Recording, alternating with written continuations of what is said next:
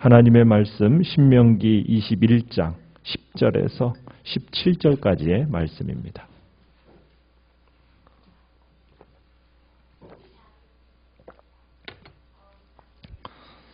신명기 21장 10절에서 17절까지의 말씀 교독합니다.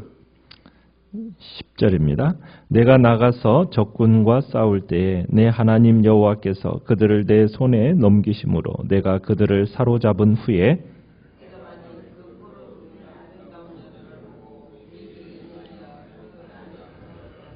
그를 내 집으로 데려갈 것이요 그는 그 머리를 밀고 손톱을 베고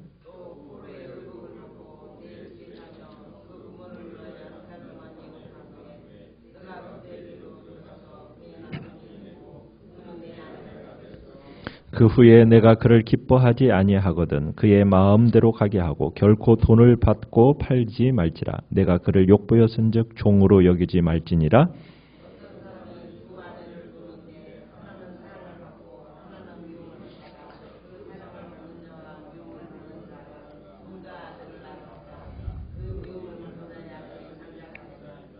자기의 소유를 그의 아들들에게 기업으로 나누는 날에 그 사랑을 받는 자의 아들을 장자로 삼아 참 장자 곧 미움을 받는 자의 아들보다 앞세우지 말고 반드시 그 미움을 받는 자의 아들을 장자로 인정하여 자기의 소유에서 그에게는 두 몫을 줄 것이니 그는 자기의 기력의 시작이라. 장자의 권리가 그에게 있음이니라. 아멘. 오늘 말씀의 제목은 저를 인격적으로 대해주세요 라는 제목으로 말씀을 나눕니다.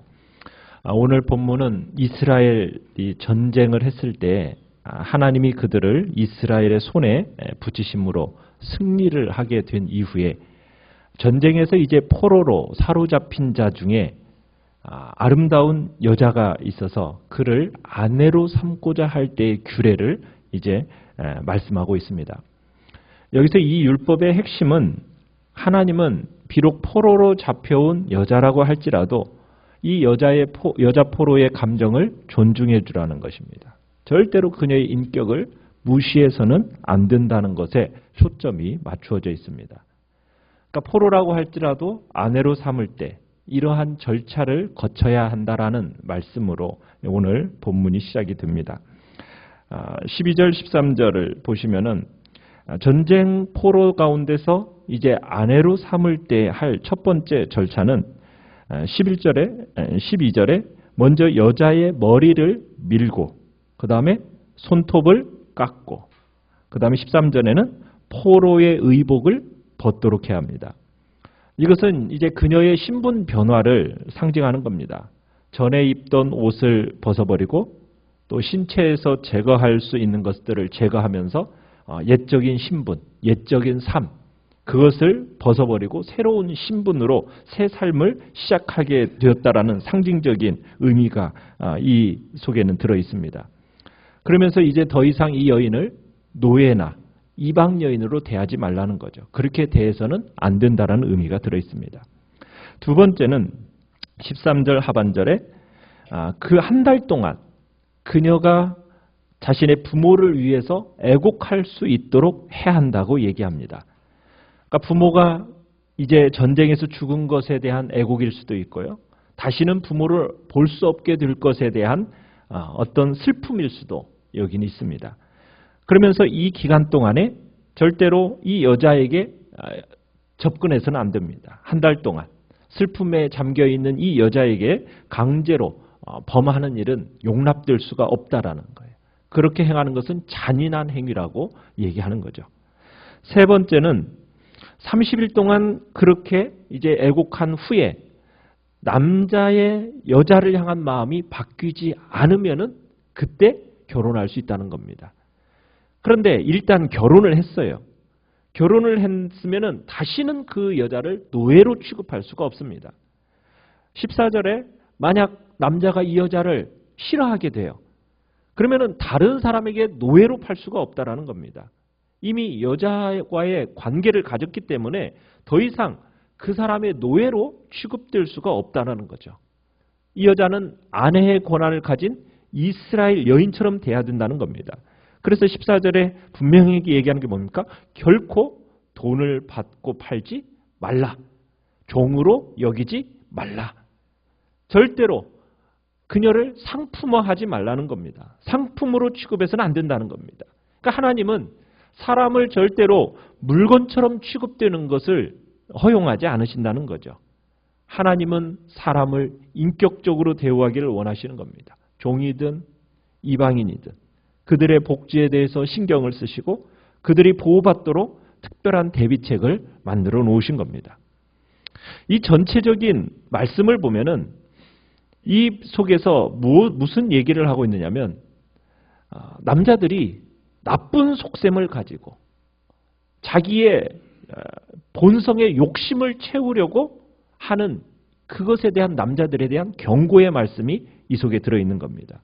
그러니까 옛날에는 전쟁 포로가 되면 노예처럼 주인 마음대로 했습니다.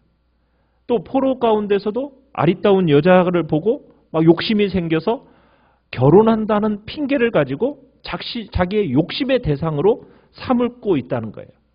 그러다가 싫어지면 버리는 식으로. 그런 식의 삶의 방식들이 그 당시에는 있었는데 그런 식으로 하지 말라는 거죠.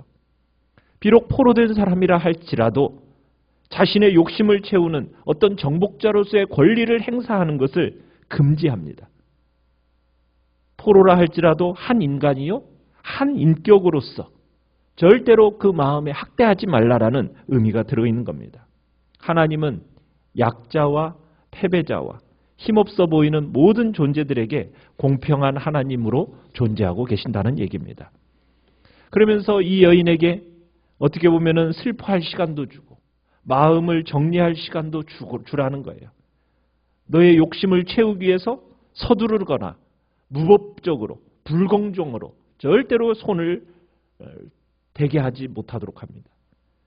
그리고 육체적으로 잡혀오고 고난을 당한 모든 것들을 회복할 시간도 주게 하고 정신적으로 새로운 환경에 적응할 시간도 주게 하고 자기가 당한 어려움을 극복할 최소한의 기회를 주도록 합니다. 그러니까 정신적인 고통을 극복할 시간, 감정적 준비를 할 시간, 그런 것을 주라는 얘기입니다. 자, 그 다음 15절부터는 일부 다처제를 행한 사람이 재산을 자식들에게 나눠줌에 있어서 자기 마음에 내키는 대로 하는 것을 방지하는 율법입니다. 오늘 본문에서 두 아내를 거느린 한 남자의 어떤 정황을 가정해서 지금 규례를 제시하고 있습니다. 그러니까 한 남자가 두 여자를 데리고 살아요. 그때 두 여자를 동시에 똑같이 사랑할 수 있을까요? 그럴 수 없습니다. 왜요? 사랑이라는 것은 한 대상을 향하도록 되어 있죠. 그죠? 이 여자도 사랑하고 저 여자도 사랑한다? 그런 일은 있을 수가 없다라는 겁니다. 야곱에게 부인이 몇 명이었습니까? 4명이었죠. 그런데 야곱이 진심으로 사랑한 여자는 몇 명입니까? 한 여인이었어요. 마찬가지입니다. 인간의 사랑이라는 것은 어느 한쪽으로 치우치게 되어 있다는 거예요. 여러 사람에게 그 사랑이 동일하게 배분될 수가 없다라는 겁니다. 결국 한쪽을 더 사랑하게 되면 결국에는 이 사랑에 비교해서 나머지 사람을 향한 그 마음은 미움으로밖에 표현될 수가 없는 겁니다. 자, 남편이 두 아내 중 한 여자를 더 사랑했어요. 그러면요, 억울한 희생자가 나올 수가 있다는 겁니다.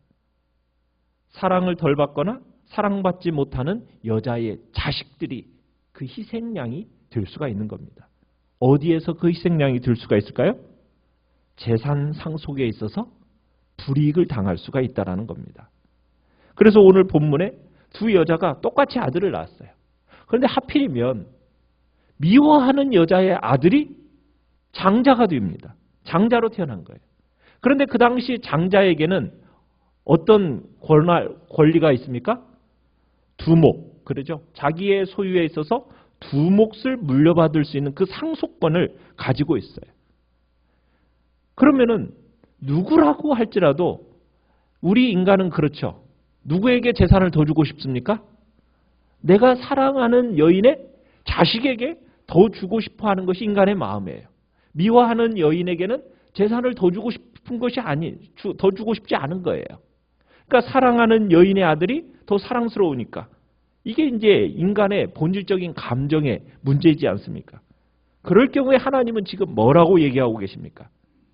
사랑받는 자의 아들을 미움받는 자의 아들보다 더 앞세우지 말라. 이렇게 명령하고 계세요. 미움받는 자의 아들을 장자로 인정해서 그에게 두 몫을 주어라. 지금 이렇게 율법으로 명령하고 계시는 겁니다. 하나님이 이 규례를 통해서 무엇을 가르치고자 하시는 걸까요? 여러분, 사랑하고 미워한다라는 것은 인간의 자기 감정입니다. 누가 장자로 태어나느냐? 이건 인간이 마음대로 할 수 있습니까? 없습니까? 인간 마음대로 할 수 있는 게 아닙니다. 이건 누구의 소관입니까? 하나님의 주권이고 하나님의 소관입니다. 장자의 권리는 하나님이 주신 거예요. 그러니까 미워하는 여인의 자식이라고 해서 장자로 인정하는 것, 여러분 이것은 인간의 감정으로 행동하지 말고 하나님의 하신 일에 복종하라는 거예요. 하나님의 주권에 복종하라는 겁니다.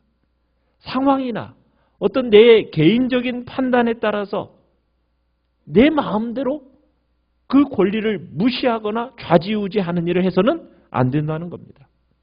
하나님은 질서를 무시하시는 분이 아닙니다. 하나님은 질서의 하나님이시거든요. 하나님의 법이라는 것은 사람의 감정, 사람의 변덕으로 인해서 그 법을 굽게 해서는 안 되는 겁니다. 하나님의 율법을 해석함에 있어서도 인간의 변덕스러운 마음, 그 감정적인 그 불안정에 의해서 좌우되어서는 안 된다는 거예요. 내 삶의 기준도 마찬가지입니다. 내가 결정권을 가지고 있지 않아요. 그걸 항상 우리가 인식하고 그것을 그렇게 인식하고 살아가야 되는 겁니다. 우리는 자꾸 기분에 따라서, 그래서 편견에 사로잡힐 때가 얼마나 많은지 모릅니다.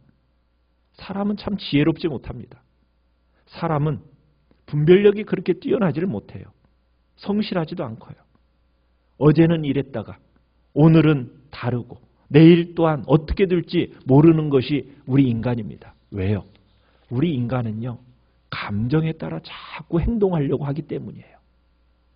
그런데요, 하나님은 감정에 따라서 좌지우지 되는 그런 존재가 되어서는 안 된다는 거예요.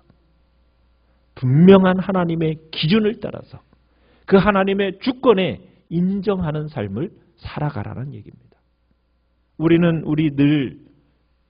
늘 자신이 우리 인생의 주인이 누구이신가? 우린 그걸 기억해야 됩니다. 내가 내 인생의 주인이 되거나 내가 기준이 되려고 해서는 안 됩니다. 그렇게 되지 않으려고 우리 애를 써야 됩니다. 그렇기 때문에 우리가 늘 뭘 봐야 돼요? 하나님의 말씀인 성경을 봐야 돼요. 왜 성경을 보는 겁니까? 내 감정을 따라서 오늘 살지 않겠다는 거예요. 내 기분에 따라서 좌지우지되는 인생을 살지 않겠다는 겁니다. 분명한 차선, 기준, 무엇입니까? 하나님의 말씀. 이 속에서 내게 주시는 하나님의 말씀을 따라서 내가 살겠습니다. 그날 내가 해야 할 어떤 구체적인 하나님의 그 계시를 따라서 제가 이 땅을 살아가겠습니다. 내 기분과 내 편견에 따라서 그렇게 살지 않겠습니다. 그것을 벗어나서 하나님이 주시는 신호를 따라 제가 제 인생을 살아가겠습니다. 하나님의 뜻, 하나님의 일하시는 방식, 하나님의 그 성품, 그것과 나를 조율하면서 제가 이 땅을 살아가겠습니다. 이것이 바로 우리가 성경을 보고 기도를 하는 이유입니다. 우리는 일상생활을 살아가면서 하나님이 우리에게 주시는 기준이 분명히 있습니다. 그 기준을 따라서 살아가시길 바랍니다. 우리는 감정에 따라서, 내 기분에 따라서 그것에 의해서 좌지우지되는 인생을 살 게 아니라 주권자 되시는 하나님, 그분이 나의 주인 되심을 인정하고 주님의 말씀 따라 살아가겠다고 이 시간 결단하시고, 사람들을 대할 때 정말 인격적으로 대우하며 나아가는 하나님의 그 공평하신 성품을 나타내는 복된 하루가 되게 해달라고 또한 기도하며 나가시길 바랍니다.